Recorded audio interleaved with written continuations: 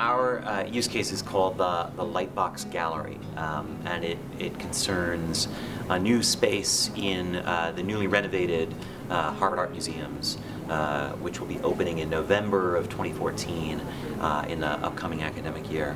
And our charge was to essentially figure out what to do with that space, in particular to figure out what kinds of digital media could be used to enrich, to broaden the experience of museum goers, of students of courses that are using the museum, and to reflect that experience out beyond the museum walls to broader communities. So the progress that we've made is to kind of explore the really broad and diverse territory of questions about how museums are used, what they mean to people,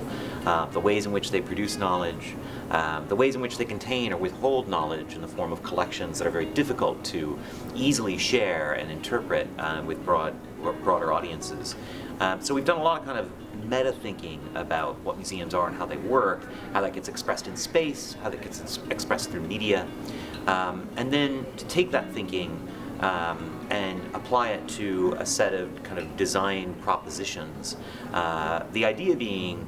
to present the museum leadership with a kind of actionable proposal for actually developing the space, developing a curatorial agenda for it, developing display technology and furnishings for it, and integrating it into a visitor experience. So in the next month, we're going to be offering 2 presentations to museum leadership, a kind of draft proposal where we're going to show them sketches of design interventions and propose a kind of coordinated program for the space. We'll get feedback from them, and then in March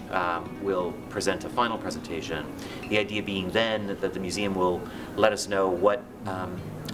they think can be done,